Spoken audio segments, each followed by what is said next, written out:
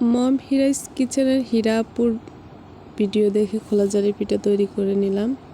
আসসালামু আলাইকুম, কেমন আছেন আমার প্রিয় আপুরা? আই হোপ সবাই ভালো আছেন। আলহামদুলিল্লাহ আমরাও ভালো আছি।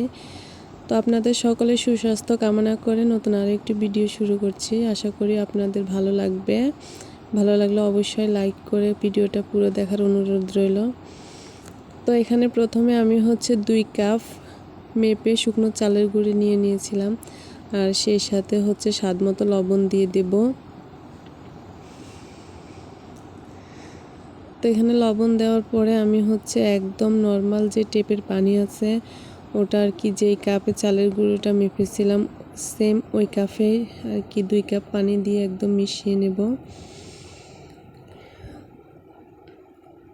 তো আসলে গতকাল থেকেই যে হীরাপুর ইউটিউবে ভিডিওটা দেখতেছিলাম আর কি, যে উনি খোলা জালি পিঠা তৈরি করেছে। দেখে ভালোই লাগছে, অনেক সহজ এবং সাধারণভাবে আপু তৈরি করেছে। কেন জানি না ইউটিউবে ভিডিও দেখে কিছু তৈরি করতে গেলে আমার একদমই ভালো হয় না, নিজে থেকে যাই করে তা তো মোটামুটি হয়। তারপরে ভাবলাম যে না, অনেকটাই সহজ মনে হয়েছে, দেখি ট্রাই করি কেমন হয়। তো এই তো চেষ্টা করতেছিলাম আর কি। এখানে আমি ওই যে 2 কাপ চালের গুঁড়ার সাথে 2 কাপ পানি দিয়ে একটু গুলিয়ে ঢাকনা দিয়ে রেখে দিয়েছিলাম, যেহেতু আমার কাছে বেশি সময় ছিল না, মাত্র 1 ঘন্টা সময় ছিল। 1 ঘন্টার মতো ভিজিয়ে রেখেছিলাম। চলে আসলাম 1 ঘন্টা পরে। তো এখানে আমি এখন একটা ডিম ভেঙে দেব, একদম রুম টেম্পারেচারে থাকা ডিম আর কি। এখন এটা মিশিয়ে নেব। তো দেখে মনে হচ্ছে যে অনেকটাই পাতলা ব্যাটারটা, কিন্তু পাতলা না, বেশ ঘন। এই অবস্থা আসলে বানানো যাবে না খোলা জালি পিঠাটা, অনেকে আবার চাপটিও বলেন। তো যাই হোক, আর আমি আবারও একটু পানি দিয়ে দিলাম, হালকা কুসুম গরম পানি দিয়ে ভালো করে মিশিয়ে নিয়েছিলাম আর কি। তো আমার হয়েছে কি, আমি যখন পিঠাটা আসলে ফ্রাই প্যানে বানাচ্ছিলাম একদমই ভালো হয়নি। পরবর্তীতে আমি ওই যে লোহার যে তাওয়াগুলো আছে ওইগুলাতে আর কি বানিয়ে নিয়েছিলাম, মোটামুটি ওটাতে ভালো হয়েছে। তো এই তো বানিয়ে নিতেছিলাম আমি।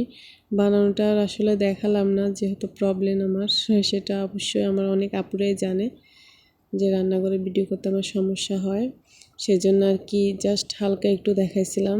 এই তো আসলে হীরাপুর মতো চেষ্টা করেছি, কিন্তু ব্যাটার পর্যন্ত ঠিক ছিল। আর মূলত এই যে পিঠার ক্ষেত্রে আর কি অতটা ভালো হয় নাই, ব্যাটারটা অনেকটাই পাতলা ছিল। তারপরেও কেন জানি না দেওয়ার পরে মনে হয়েছে ঘন। আর এই তো বানিয়ে নিয়েছিলাম, যাই হয়েছে।